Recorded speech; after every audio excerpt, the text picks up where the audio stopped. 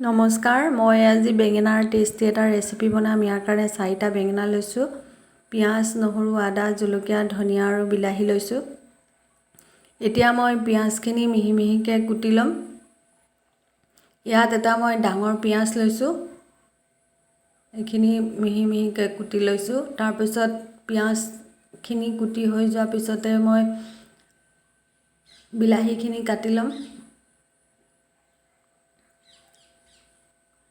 মিহি মিহিকৈ বিলাহীখিনি মই কাটি লৈছোঁ।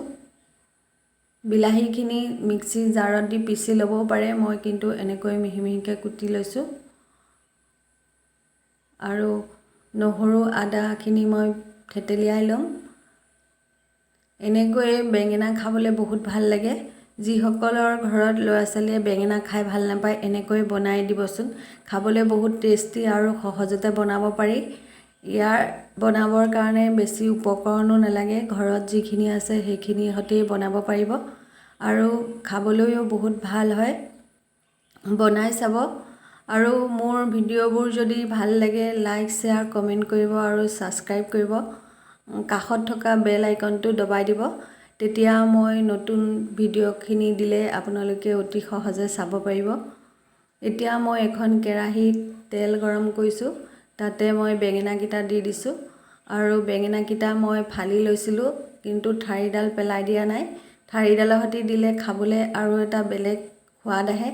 সেইকাৰণে মই ঠাৰিডাল পেলাই দিয়া নাই। আৰু এইখিনি মই ভাজি ল'লোঁ।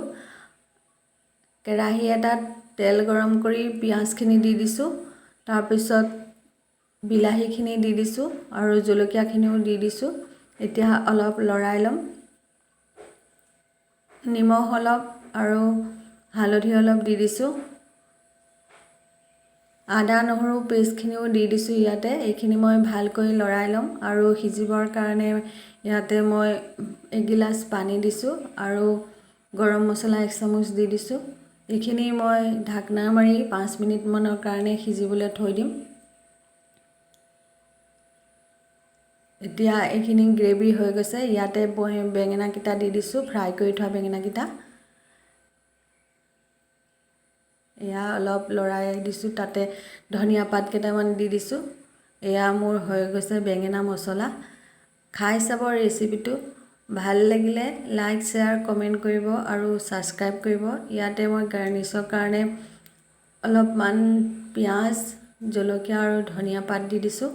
এয়া হৈ গৈছে। ভিডিঅ'টো কেনেকুৱা লাগিলে কমেণ্টত জনাবচোন।